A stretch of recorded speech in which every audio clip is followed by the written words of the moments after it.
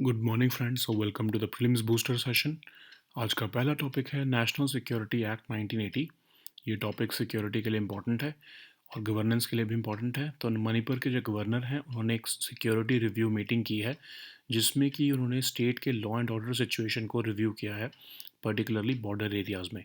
तो उन्होंने जो लॉ मेकर्स जो लॉ इन्फोर्समेंट एजेंसीज़ हैं, उन्हें कहा है कि लीगल मेजर्स जो है वो यूज़ किए जाने चाहिए।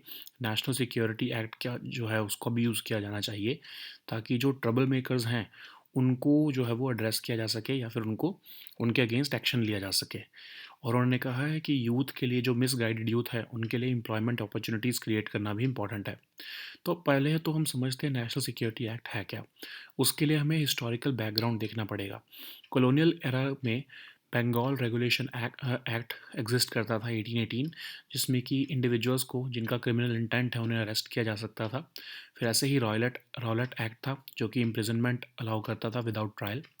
फिर इंडिपेंडेंस के बाद प्रिवेंटिव डिटेंशन एक्ट जो है वो 1969 तक चला, जो कि एक्सपायर हो गया 1969 में। उसके बाद मीसा एक्ट आया, जो कि इंदिरा गांधी ने इंट्रोड्यूस किया था, लेकिन उसके रिपील कर दिया गया था जनता पार्टी द्वारा। एनएसए जो है, जो नेशनल सिक्योरिटी एक्ट है, वो इंदिरा गांधी जो है वो जब वो दोबारा से पावर में आई तो उन्होंने उसको जो है वो इंट्रोड्यूस किया।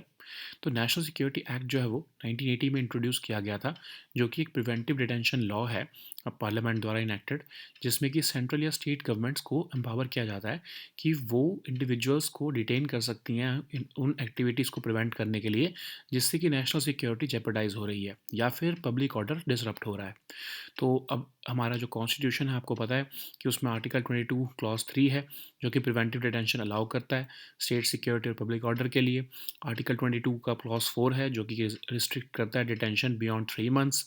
ठीक है, लेकिन 44th अमेंडमेंट जो है वो इंट्रोड्यूस की गई थी इस पर्टिकुलर 22 क्लॉज 4 के लिए, जिसमें कि इस 3 महीने के जो टाइम को 2 महीने कर दिया गया था। लेकिन याद रखो कि ये अभी तक इन्फोर्स नहीं किया गया है। ठीक है, तो एनएसए के प्रोविजंस क्या हैं? इसके अंदर किसी भी पर्सन को 12 महीने तक के लिए डिटेन किया जा सकता है और बार बार जो है वो एक्सटेंड भी किया जा सकता है अगर फ्रेश एविडेंस आता रहे तो। कोई भी चार्जेस नेसेसरी नहीं है डिटेंशन पीरियड के टाइम पर। डिटेंशन जो है वो परमिसिबल रहती है ताकि डिसरप्शंस जो है पब्लिक ऑर्डर को उनको प्रिवेंट किया जा सके। सप्लाइज़ और सर्विसेज जो है वो कम्युनिटी के लिए जो एसेंशियल है उसको इंश्योर किया जा सके। ठीक है, सेक्शन 3 ऑफ एनएसए कहता है सेंट्रल या स्टेट गवर्नमेंट जो है उनके पास पावर है कि वो किसी भी पर्सन की डिटेंशन को ऑर्डर कर सकते हैं और डिटेन कर सकते हैं उस पर्सन को, अगर उन्हें लग रहा है कि ये ज़रूरी है नेशनल डिफेंस के लिए, रिलेशनशिप विद फॉरेन कंट्रीज़ के लिए, नेशनल सिक्योरिटी के लिए, पब्लिक ऑर्डर के लिए, एसेंशियल सप्लाइज और सर्विसेज के लिए। मैक्सिमम डिटेंशन पीरियड 12 महीने है। उसको ऑफ कोर्स एक्सटेंड भी किया जा सकता है अगर फ्रेश एविडेंस मिल जाता है तो। डिटेनीज़ को जो है वो 10 दिन तक बिना किसी चार्जेस के बताए बिना उन्हें रखा जा सकता है। डिटेनी जो है वो अपील कर सकता है एक एडवाइजरी बोर्ड को, बट लीगल रिप्रेजेंटेशन उनको उसको डिनाई भी की जा सकती है ट्रायल के टाइम पर। अथॉरिटीज़ जो, अब इसमें क्रिटिसिज्म क्या है एनएसए का, अब आप देख रहे हो कितना स्ट्रिंजेंट लॉ है ये। अथॉरिटीज़ जो है उनको अक्यूज़ किया जाता है कि वो एनएसए को as a extra judicial power use करती हैं। डिटेनीज़ को जो है वो बिना किसी फॉर्मल चार्ज के रखा जाता है और उससे जो है ह्यूमन राइट्स की वायलेशंस होती हैं।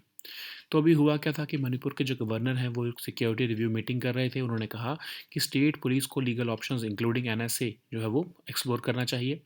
तो वो ये भी देख रहे थे मीटिंग में कि सीज़ फायर वायलेशंस हो रही हैं पम्बी फैक्शन द्वारा यूएनएलएफ के, और इवन जो बफर जोन्स क्रिएट किए गए थे जून 2023 में, ताकि क्लैशेस को प्रिवेंट किया जा सके मीतीज़ और कुकीज़ के बीच में, उसमें भी इंटरमिटेंट फायरिंग चल रही थी। ठीक है, तो इसीलिए उन्होंने ये फैसला लेने को कहा था। ओके, नेक्स्ट हम टॉपिक देखते हैं DPIIT deregisters patent over misconduct. ये टॉपिक इकोनॉमी के लिए इंपॉर्टेंट है। तो एक पेटेंट एजेंट है जिसको कि रजिस्टर ऑफ पेटेंट एजेंट से रिमूव कर दिया गया है प्रोफेशनल मिसकंडक्ट के लिए एक कमेटी द्वारा, जो कि डीपीआईआईटी ने बनाई थी। तो डिसीजन लिया गया है 5 मेंबर एडहॉक कमेटी द्वारा, जो कि डीपीआईआईटी ने बनाई थी। कमेटी ने जो है इस पर्सन को, जो एजेंट को, गिल्टी ऑफ नेग्लिजेंस पाया है और उसकी वजह से हरासमेंट, फाइनेंशियल लॉस और मेंटल एगनी हुई है उनके क्लाइंट की, ठीक है। तो ये कमेटी का फाइंडिंग्स हैं। कमेटी ने देखा कि 60% जो उन्होंने अभी तक एप्लीकेशंस डाली थी इस एजेंट ने, वो या तो अबैंडन कर दी गई बाद में या फिर विड्रॉ कर ली गई, जिससे कि उनकी ड्यूटी के ऊपर जो है वो क्वेश्चंस रेज होते हैं।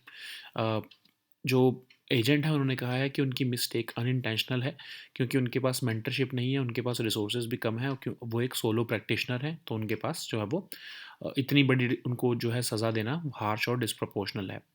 हाई कोर्ट ने CGPTDM को कहा था कि वो एक कोड ऑफ कंडक्ट भी जो है वो पेटेंट और ट्रेडमार्क एजेंट्स के लिए इशू करें, ताकि प्रोफेशनल बिहेवियर उनको को रेगुलेट किया जा सके। तो पहले तो अब हम समझते हैं कि पेटेंट्स क्या होते हैं। पेटेंट बेसिकली एक type of intellectual property right है, जो एक इन्वेंटर को एक्सक्लूसिव राइट्स देता है अबाउट देयर इन्वेंशन एक लिमिटेड टाइम के लिए, ठीक है, ताकि कोई उसके प्रोडक्ट को या उसकी जो है वो इन्वेंशन को कॉपी ना कर सके बिना उसकी परमिशन के। तो दो तरह के पेटेंट्स होते हैं। पहला होता है प्रोडक्ट पेटेंट, जिसमें कि फाइनल प्रोडक्ट को प्रोटेक्ट किया जाता है, ताकि कोई भी किसी भी तरह से उसको मैन्युफैक्चर ना कर सके या सेल ना कर सके बिना पेटेंट होल्डर के कंसेंट के। दूसरा होता है प्रोसेस पेटेंट, मतलब अगर आप उस मैन्युफैक्चरिंग प्रोसेस को थोड़ा बहुत चेंज करते हो, तो आप जो है वो उस प्रोडक्ट को बना सकते हो। मतलब जैसे आप जेनरिक ड्रग्स में देखते हो कि एक या दो सॉल्ट जो है वो थोड़े से चेंज कर दिए जाते हैं, उसको मॉडिफाई कर दिया जाता है मैन्युफैक्चरिंग प्रोसेस को, जिसके बाद जो है वो पेटेंटेड जो है ड्रग की भी जो है जेनरिक ड्रग बनाई जा सकती है। तो इंडिया ने प्रोसेस पेटेंटिंग जो है 1970s में अलाउ की थी, जिसकी वजह से इंडिया जो है ग्लोबल लीडर बना जेनरिक ड्रग्स में, ठीक है। लेकिन जब ट्रिक्स एग्रीमेंट साइन हुआ, उसके बाद इंडिया ने प्रोडक्ट पेटेंटिंग भी कर दी, ताकि वो खुद को ग्लोबल स्टैंडर्ड से कंप्लाई कर सके।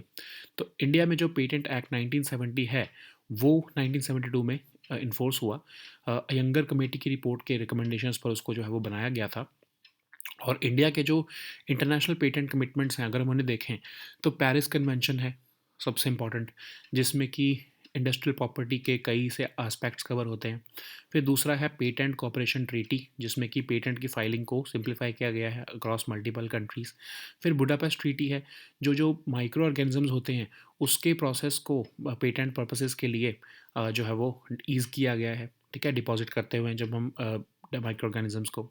फिर पेटेंट एक्ट में भी कई तरह के अमेंडमेंट्स की गई हैं इंडिया में, ताकि ग्लोबल ट्रेंड्स और डोमेस्टिक नीड्स के साथ अपडेटेड रहा जा सके। अब DPIIT जो है इन अमेंडमेंट्स को जो है वो नोटिफाई करता है। अब जैसे एजुकेशनल इंस्टीट्यूशंस हैं, उनको एक डिस्टिंक्ट कैटेगरी बनाया गया है अलॉन्गसाइड नेचुरल पर्सन्स, स्टार्टअप्स और स्मॉल एंटिटीज़। एजुकेशनल इंस्टीट्यूशंस जो है वो 80% रिबेट मिलती है उन्हें पेटेंट फाइलिंग फीस पर, ठीक है। नेक्स्ट हम टॉपिक देखते हैं Polavaram project. Topic economical important है।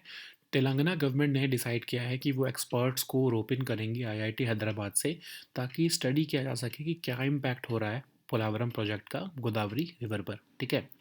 तो पोलावरम प्रोजेक्ट एक मल्टीपर्पज़ इरिगेशन प्रोजेक्ट है जो गोदावरी रिवर पर बनाया जा रहा है, और इसमें जो है कंस्ट्रक्शन की जा रही है एक डैम की, ताकि वाटर स्कार्सिटी को एड्रेस किया जा सके, एग्रीकल्चर प्रोडक्टिविटी बूस्ट की जा सके और पावर जनरेट की जा सके। तो ये इस तरह से बनाया जा रहा है कि ये मैसिव फ्लड्स को एड्रेस कर सकता है या फिर विदस्टैंड कर सकता है, जो कि हज़ार साल में एक बार आती हैं, इतनी बड़ी फ्लड्स को भी ये विदस्टैंड कर पाएगा। पोलावरम स्पिलवे जो है वो highest discharge capacity in the world रखेगा, ठीक है। इसको नेशनल प्रोजेक्ट स्टेटस भी दिया गया है सेंट्रल गवर्नमेंट द्वारा। इसमें 960 megawatt of hydro power, drinking water supply of लगभग 28.5 लाख की पॉपुलेशन, 611 विलेजेस में, और 80 TMC ऑफ वाटर जो है वो कृष्णा रिवर बेसिन में ट्रांसफ़र भी या फिर डाइवर्ट भी किया जा रहा है, ओके। नेक्स्ट हम टॉपिक देखते हैं यूरोपा। ये टॉपिक आपके साइंस एंड टेक के लिए इंपॉर्टेंट है। तो आईसी क्रस्ट जो है जुपिटर के मून का, वो बहुत ही थिक है, जितना साइंटिस्ट ने उस पहले सोचा था उससे ज़्यादा थिक है, जिसकी वजह से जो है इंग्रेडिएंट्स फॉर लाइफ ढूंढना सॉल्टी ओशंस ऑफ यूरोपा पे बहुत मुश्किल हो गया है, ठीक है। तो यूरोपा क्या है? यूरोपा स्मॉलेस्ट और सेकंड नियरेस्ट है 4 लार्ज मून्स के, जो कि जुपिटर के हैं, और इसको गैलीलियो ने 1610 में जो है वो फाइंड किया था। ये एक रॉकी ऑब्जेक्ट है, एक्सट्रीमली स्मूथ है ये, इसका जो सरफेस है वो आइस से भरा हुआ है, ठीक है। और 3130 किलोमीटर का इसका डायमीटर है, जिससे कि इसको हम कह सकते हैं कि ये अर्थ के मून से थोड़ा छोटा है। इसको हम one of the most promising places in our solar system कह सकते हैं, अगर हमें कुछ फॉर्म ऑफ लाइफ देखना है बियॉन्ड अर्थ। तो साइंटिस्ट जो है वो कह रहे हैं कि जो सॉल्ट वाटर ओशन है इसकी आइसी शेल के नीचे, उसमें twice the amount of water है अवेलेबल जितना अर्थ के ग्लोबल ओशंस में है। नासा ने भी रिसेंटली यूरोपा क्लिपर मिशन भी लॉन्च किया था अक्टूबर में, ताकि जो है वो यूरोपा के सर्फेसेस जो है उनके नीचे लाइफ को अगर वो सपोर्ट होती है तो उसको देखा जा सके। नेक्स्ट हम टॉपिक देखते हैं क्वाड्रेंटेड म्यूटियोर। ये टॉपिक आपके साइंस एंड टेक के लिए इंपॉर्टेंट है। तो वर्ल्ड जो है वो विटनेस करने वाला है first meteor shower of the year, Quadrantid meteor, इस मंथ। ये हर साल जनवरी में होता है, अर्ली जनवरी में।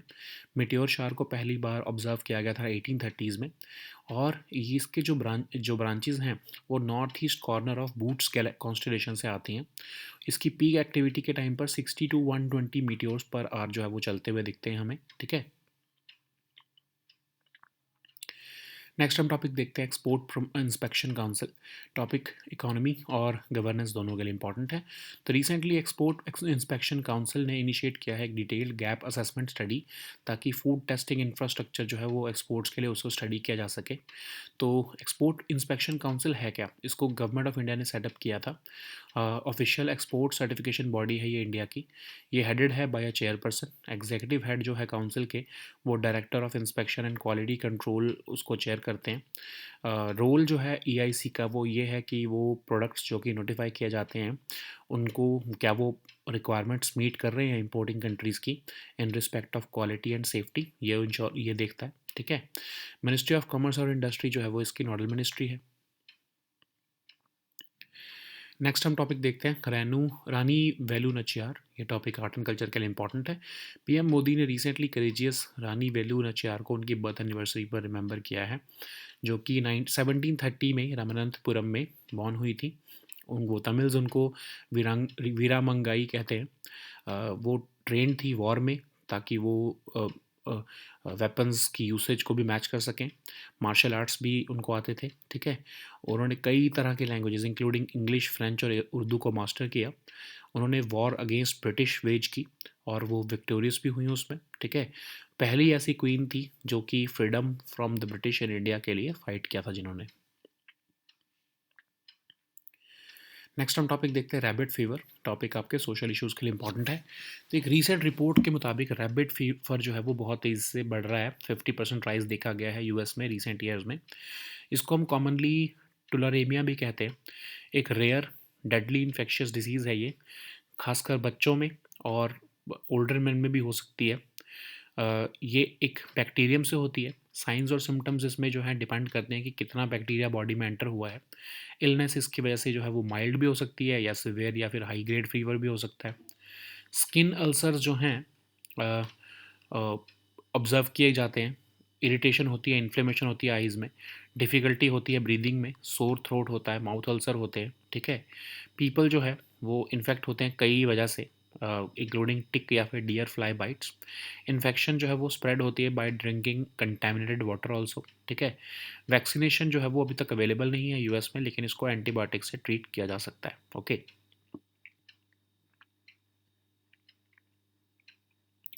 So now let us see all these topics in English.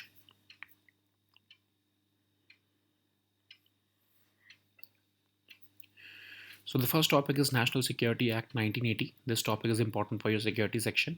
So Manipur Governor Ajay Kumar Bhalla has held a security review meeting to address the state's law and order situation, particularly in border areas. So he has urged the use of legal measures, including the NSA, against those troublemakers who are creating issues for the security of the state. And he has also emphasized creating employment opportunities for the misguided youth. So let us see what is NSA. First of all, we have to go to the historical background of such laws. During the colonial era, we had this Bengal Regulation Act 3, which empowered the arrest of individuals for criminal intent. There was also Rowlatt Act, which allowed imprisonment without trial. After the independence, we had this Preventive Detention Act, which expired in 1969. We had this MISA, which was introduced by Indira Gandhi in 1971, but it was repealed by Janata Party. We also had this NSA, which was brought back by Indira Gandhi after her return to power. So, National Security Act, which was promulgated in 1980, is a preventive detention law enacted by the Indian Parliament, which empowers the central or state government to detain individuals to prevent activities jeopardizing national security or disrupting the public order. Okay, so what is the constitutional basis of this? Of these preventive detention laws. So it allows preventive detention beyond state. It allows preventive detention for state security and public order. It also restricts detention beyond 3 months unless approved by an advisory board comprising high court judges. We also have this 44th Amendment Act, which has reduced the detention period without advisory board approval for 2 months. But remember that this provision has not yet been enforced, which means that the original provision of 3 months exists still now. Okay, so what are the key provisions of NSA? It allows detention for a period of 12 months. Of course, it can be extended if fresh evidence emerges. So no formal charges are necessary during the detention period. Detention is permissible to ensure or to prevent public disruptions to public order and to ensure supplies and services essential to the community.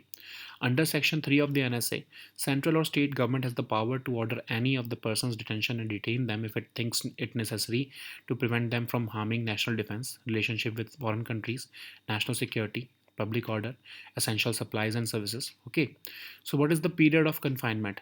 So 12 months is the period of confinement. It can be extended with fresh evidence, and detainees can also be held for 10 days without being informed of charges. The detainee can appeal to the advisory board, but it is denied legal representation during the trial. Authorities have been accused. What is the criticism of NSA? Authorities have been accused of using NSA as an extrajudicial power. Detainees are often held without formal charges, leading to concerns about human rights violations. So Manipur governor was holding a security review meeting during which he suggested that the state police should use legal options, including the NSA, against the miscreants.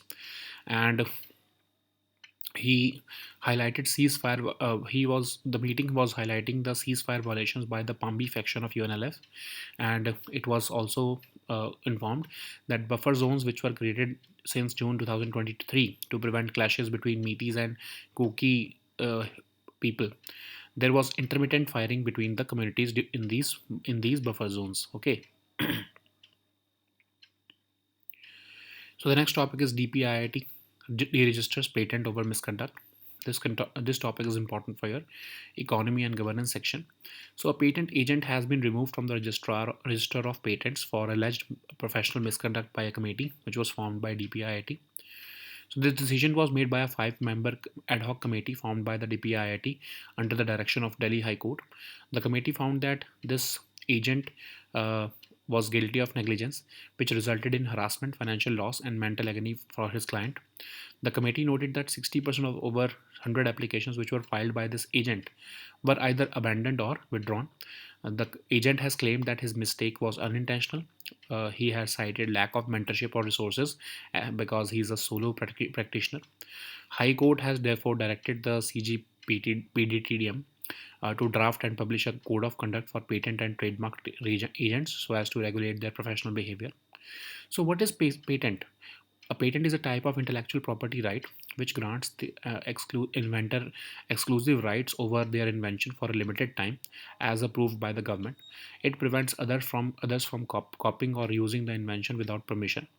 So we have two types of patents. First is the product patent, which protects the final product, ensuring no one else can manufacture or sell it without the patent holder's consent during the patent period.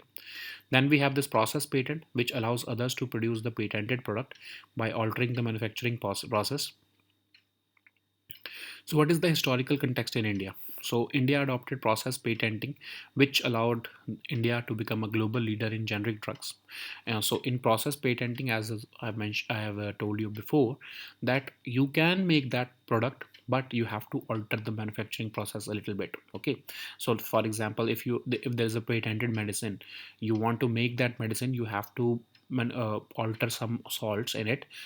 You have to alter the process, and then you can achieve the final product. Okay, so post trips agreement, India has also introduced the product patenting, which also protects the final product so as to comply with global standards. So we have this patents act, which was introduced on the recommendations of a younger committee in 1972. It has become effective in 1972. So we also have this international commitments like the Paris Convention, which covers various aspects of industrial property. We have this patent cooperation treaty as well, which simplifies patent filing across multiple countries. We have this Budapest Treaty, which eases the process of depositing microorganisms for patent purposes internationally. There have been certain amendments, like Patents Act has been amended several times. It has been notified by the DPIIT in 2021. Educational institutions are now included as a distinct category alongside natural persons, startups, and small entities. Educational institutions can avail an 80% rebate on patent filing fees, okay, encouraging innovation and commercialization of new technologies. So the next topic is Polavaram project. This topic is important for our economy section. Telangana government has decided to rope in experts from the IIT Hyderabad to study the impact of the construction of Polavaram project on the Godavari River.